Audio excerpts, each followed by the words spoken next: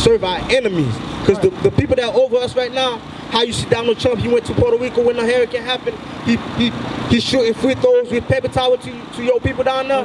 Because these people, they ruling over us. They got power over us. They got military. Puerto Rico don't have no military. They're ruling over us. We serving them. We serving them. You go to Deuteronomy 28. We're going to show you some curses to identify with your people. Right. And we're going to show you how we know we're the children of Israel. That's right. Start at verse 1 and 1. 28 and 1. The book of Deuteronomy, chapter 28, verse 1. And it shall come to pass, if thou wilt hearken diligently unto the voice of the Lord thy God, to observe and to do all his commandments, which I command thee this day, that the Lord thy God will set thee on high above all nations of the earth. Now, this was Moses speaking to the children of Israel in the wilderness when he led them out of Egypt. You hear that story, right? You watch the 10 Commandments. Yeah. Right. Moses told the children of Israel, you keep God's commandment, all his blessings going to come up on you. Right. I'm going to read some of the blessings and show you what kind of blessing he said that was going to come up on us. And, you know, if means it's a stipulation, right? If you do this, I'm going to do that. You got kids? You don't have kids, right? When you were growing up, let's say your parents say, hey, man, you do good in school, I'm going to get you the bike you wanted, right? And if you don't do good in school, guess what? I'm going to punish you. It's a stipulation. It's a two-way agreement, right? So Moses tell the children of Israel, if you do good, God gonna bless you. Let's get one of the blessings before we get to the other part of if. Let's get to the other part of besides being a blessed. Let's get a blessing. Read that. Read verse 2. Book of Deuteronomy, chapter 28, verse 2. And all these blessings shall come on thee and overtake thee, if thou shalt hearken unto the voice of the Lord thy God. Blessed shalt thou be in the city. He said, blessed we was going to be in the city. Right. During the time of King David, King Solomon, they kept the laws of God. They leave those blessings, right? Now we're going to flip to the other side to today. Why we in this condition that we in? Right. Why God jacking us up? Why a hurricane is happening in Puerto Rico? We gonna go stay in the same book, Deuteronomy 28. We're going to go to the 15th verse. When you read 1 through 14, those are the blessings God said he was going to come up on us. Right. Now when you get to 15 through 68, he said curse is going to come up on us. Let's read that. Verse 15. The book of Deuteronomy, chapter 28, verse 15. But it shall come to pass. Stop. It say, but it shall come to pass. You remember, but it shall come to pass. What does it shall come to pass mean? Is it future tense, past tense, or present tense?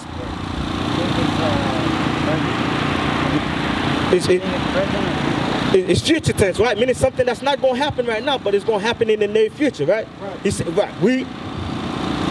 If thou wilt not hearken unto the voice of the Lord thy God. Now he said, if you will not listen to God's voice, let's see what's going to happen to us. To do all his commandments and his statutes which I command thee this day. He said to do the commandment and the statute. To do is an action word. Right. You must put forth action for you to do the thing God told us to do. Just like I was reading to the brother. God give us dietary law to keep. He give us ceremony laws to keep. We must do these things. Let's see what's going to happen if we didn't keep them things. That all these curses. All this what? Curses. He said curses. All these curses going to happen. Going to do what? Shall come upon thee and overtake thee. He said curse is going to come up on us and overtake us. Is curses a good thing or a bad thing? Horrible things, right?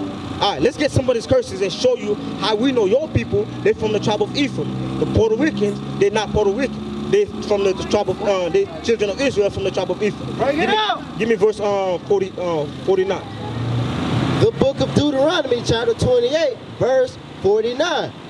The Lord shall bring a nation against thee from far. He said the Lord Moses telling the children of Israel, the Lord gonna bring a nation against you from far. Right. Meaning your people was over here. We're gonna show you how your people got over here if you got time. Your people was already over here. Christopher Columbus, he came over here with the Conquistador, with Ponce de Leon, Hernán Cortez. Right. He conquered your people. He came from far. Right. Let's see what they're gonna do to your people. From the end of the earth, as swift as the eagle flyeth. He said, as swift as the eagle flyeth. I don't know if you can see, but that light. You got the light right there. What you looking for? The eagle sign. The eagle. See? The eagle sign. America used the eagle as their symbol. Right. You have the Romans use the eagle as their symbol. Right. The Greeks use the emblem. That's their emblem. That's the Spaniards. The Spaniards, the one who conquer your people, who teach them in Spanish, they had that eagle as their symbol. So the Bible is prophesying that a nation is swift as an eagle flight. Right? We. A nation whose tongue thou shalt not understand. He said a nation whose tongue you will not understand, because your people was not speaking Spanish. You wasn't saying como esta, hola, como esta when they come over here. Your people was speaking Hebrew. How you doing, brother? Because you know today is, what's your name again? Huh?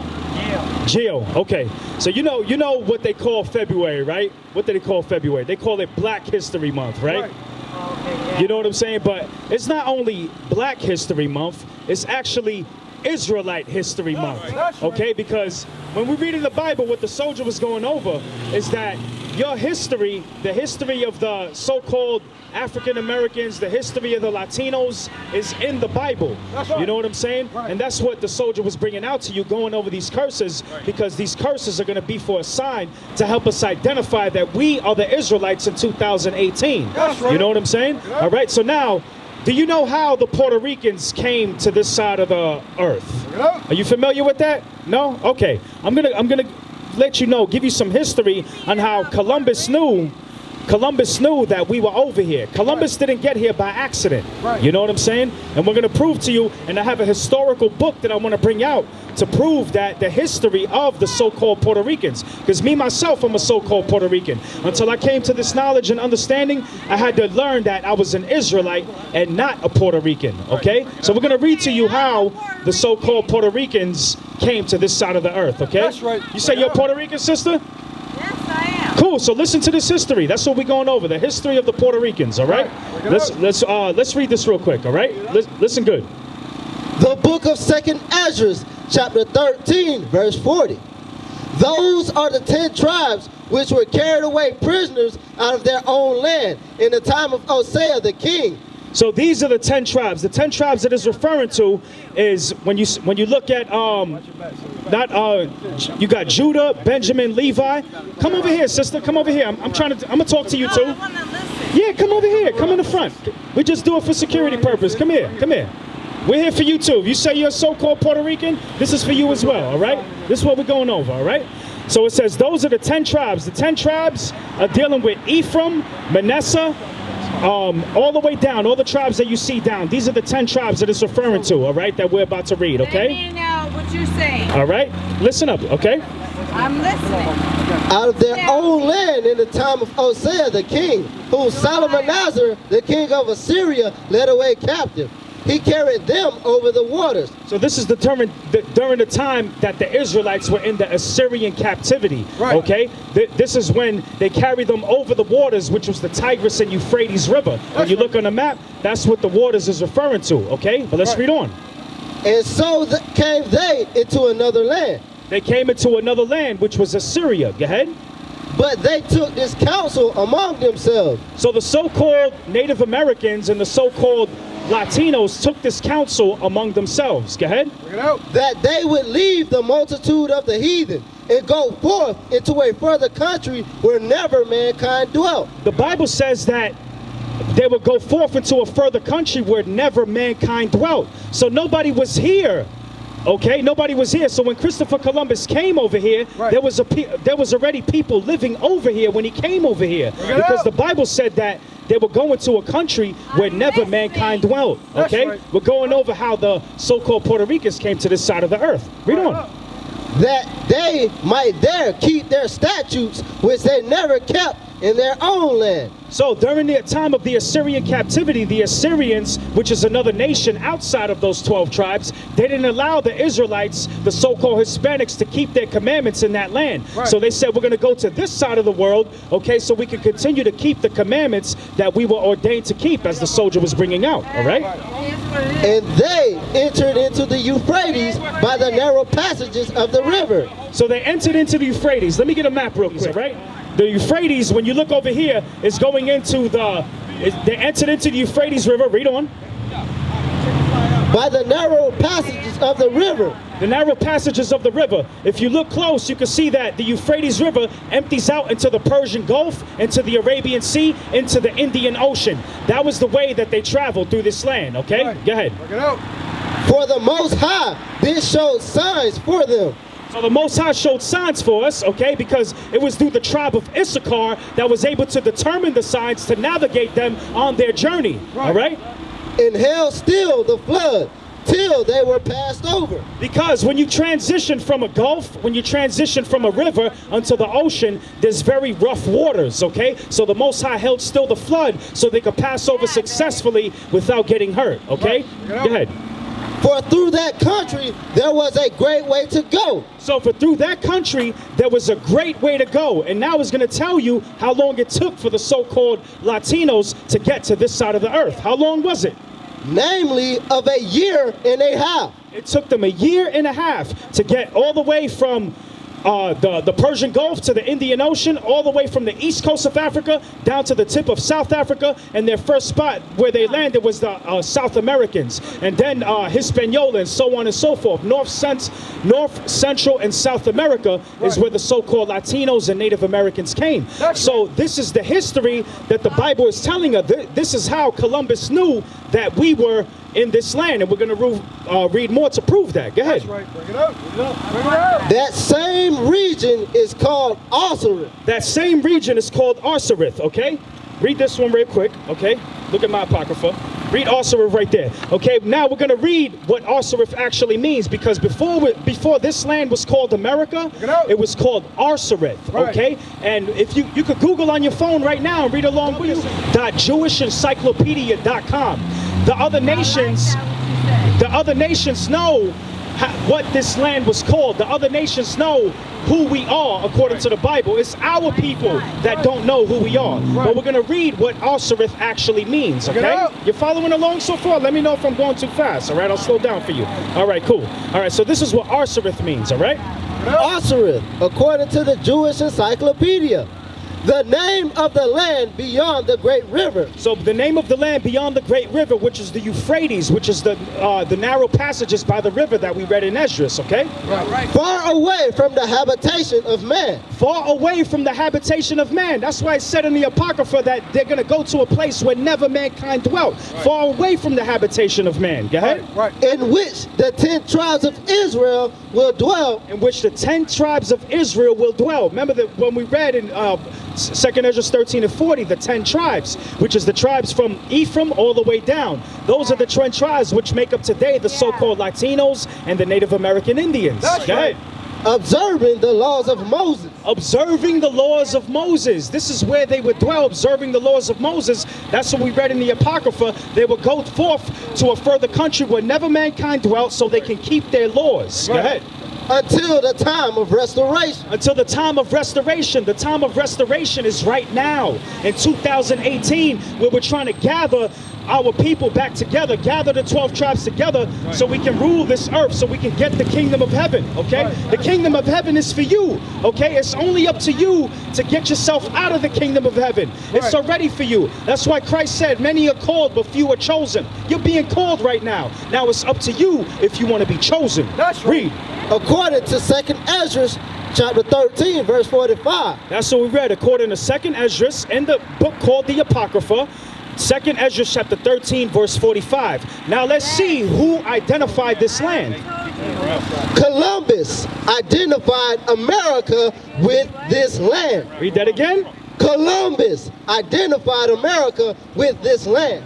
Columbus identified America with this land. Now I'm going to go to a book called The Flame of Resistance and show you what Columbus did when he came to this land. Okay? Give me a second real quick. Give me, hang on. I got you. Right here. Read that right there. All right, the top right there. Now, it said Columbus identified this land, America, by this land, okay? So this is how he knew. He didn't come here by accident. We didn't come over here by the Bering Strait, as they teach us. You know what I'm saying? In school, in our history classes, all right? Columbus identified with this land, and we're going to prove what he did when he came to this land, all right? Under the Spanish Empire. Right here. On top here. Yep. Yeah, this is the book called The Flame of Resistance, page number 7, okay? You could Google this book. You could download it for yourself on PDF. I'll give you the link. If you stick around, I'll give you the link to this book where you can have it on PDF, okay? On November 19th, 1493. So on November 19th, the year 1493, okay? Christopher Columbus and his crew landed on Bordeaux.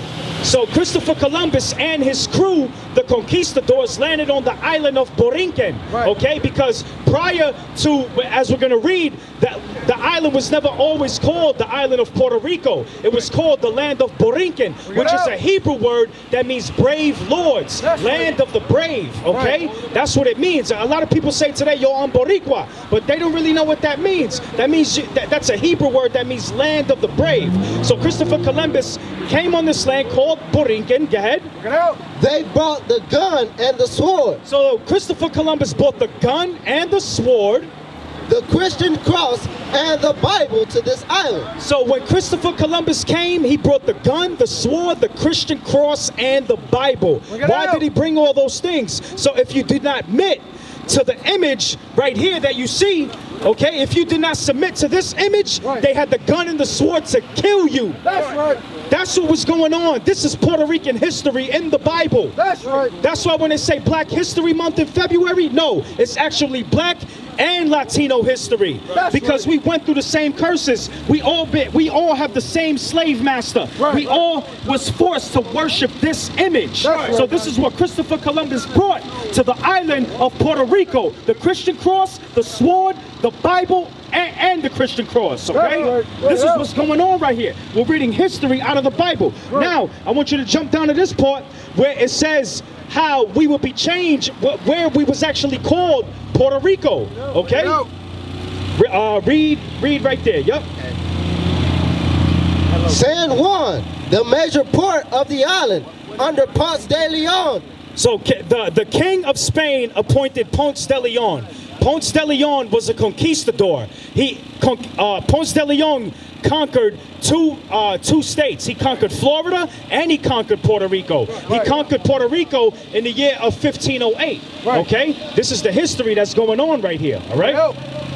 Under Ponce de Leon's direction, a gold smelting. So I said Ponce de Leon, he was a leading conquistador. He was one of the leaders of the conquistador. Because when you look at the state of Florida,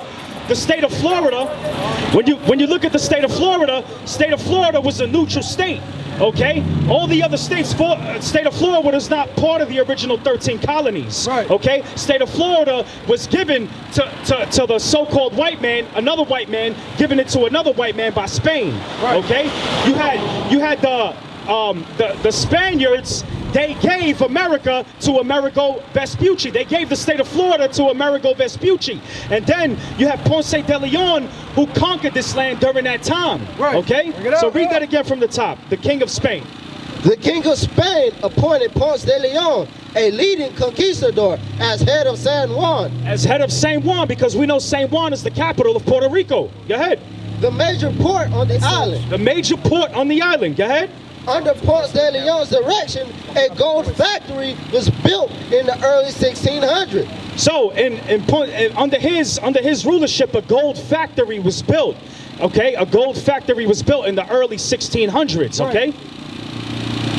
By 1510, the first smelting yielded 100,000 pieces of gold. So by the year 1510, the factory yielded 100,000 pesos of gold. This is how much valuable gold was. This is where the term Puerto Rico comes from. Because it was filled with gold. We was filled with riches. You know what I'm saying? But they killed our kings. They killed our leaders. Go ahead.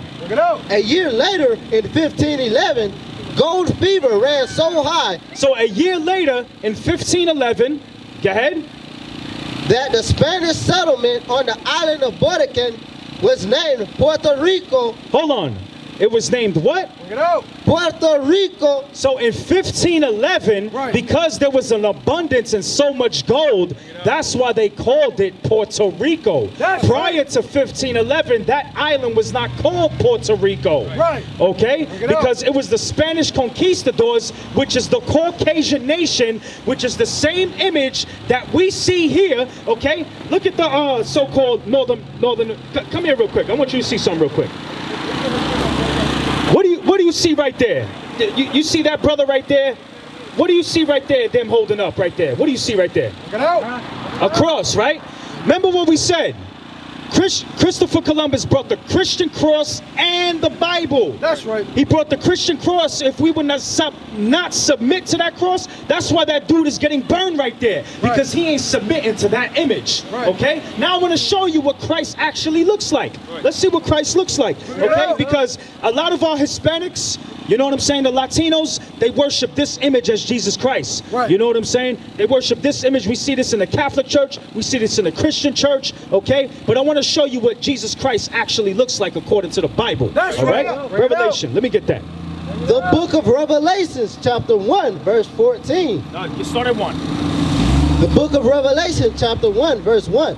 The revelation of Jesus Christ. The revelation of Jesus Christ. That means the revealing. That means to show. Like if I reveal my pants to you, means I'm showing you my pants. That's the revealing. Right. Now let's go to verse 14. Now we're going to do a compare and contrast, and I want you to tell me what the Bible says Christ looks like and what America and the conquistador says Christ looks like. That's all right? Verse 14. Verse 14. His head and his hairs were white like wool. So it says his head, the hair on his head, and his hairs, meaning his beard, was white like wool. Now, we don't see hair like wool on this dude, right? It looks like stringy hair. It looks like straight hair, you know, like Lassie's type of hair, okay? So it's saying that Christ had a white woolly hair. When it says white, it looks, in other words, Christ had a nappy afro, right. Okay? That's what we're reading right now, but there's more. As white as snow. As white as snow. And his eyes were as a flame of fire. His eyes were as a flame of fire because Christ drunk wine in moderation. You know, when you drink wine, the whites of your eyes turn red, okay? And his feet. And his feet. Now he's looking at his feet. Now, you know, during the times of Jesus Christ, they didn't have Timberlands. They didn't have Adidas. He was walking with sandals. Now, if I look at the top of your feet, it pretty much looks like the same color as the rest of your body, does it not? Absolutely. That's Go ahead. Right. Work it out. And his feet like unto fine brass. Like unto fine brass. I want to ask you, what color is brass? Like a dark brown. Like a dark brown. Very good. Like a penny, a dark brown. Right. Exactly. Very good. As if they burned in a furnace. Now his feet was like unto fine brass, as if they burned in a furnace. Now if you take that brass, that's a dark brown, right, and put it in a furnace, which is like a fire pit, what color is it gonna get? Darker. Como negro, right? Como bronce bruñido, ¿verdad? Okay, so that's very, very dark. You know what I'm saying? So now, according to the Bible, what does Christ look like? I'm gonna ask you. Like in the Bible? What does Christ look like according to what we just read? Is it this image or the image that you see over there? I would say like that. Exactly, brother. Right. Exactly. You know your spirit is bearing witness with you right now. Right. Okay? Your spirit is bearing witness with you. All right.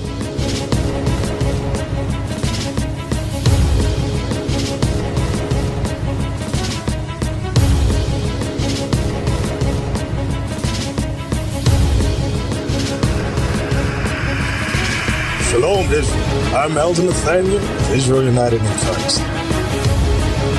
YouTube likes to shut our channels down, as some of you have noticed, ever so often. Subscribing to join IUIC will assure you will always stay connected to our YouTube accounts. We want to do our best to make sure this truth gets out. Please click and join our subscriber YouTube channel called Join IUIC to stay linked to all of our videos. So again, please make sure you subscribe to this and join IUIC channel to get your latest updates on all our YouTube channels. Shalom.